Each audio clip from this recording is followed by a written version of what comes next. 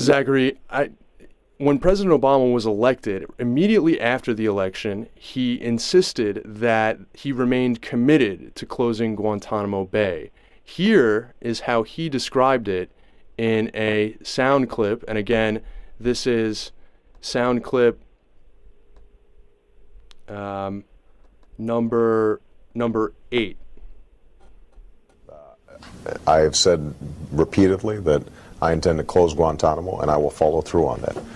I've said repeatedly that America doesn't torture, and I'm going to make sure that we don't torture. Those are part and parcel of an effort to regain America's moral stature in the world. Zach, obviously, shortly thereafter, a year later, the White House counsel, Greg Craig, resigned in part over the belief, and many people believe, as a scapegoat for the president's inability to accomplish this goal.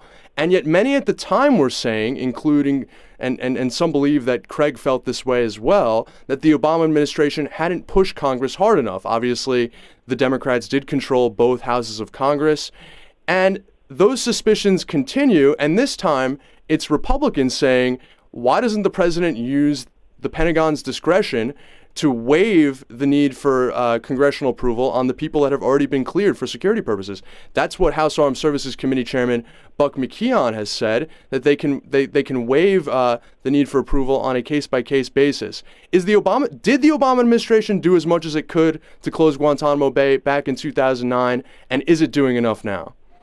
I think the unfortunate answer is no on both counts. The Obama administration could have and should have pushed much harder to close Guantanamo in the early days, and has powers open to it now that it's choosing not to use for political reasons.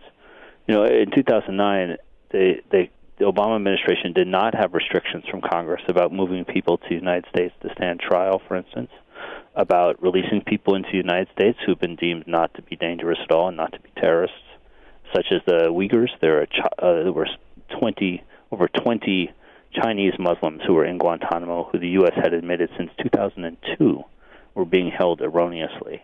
And there was a community in Virginia that was willing to accept them, a Uyghur community that was willing to accept them and to help them rebuild their lives. And President Obama was considering releasing them there, which by all indications would have been the just thing to do. He chose not to. He got political cold feet.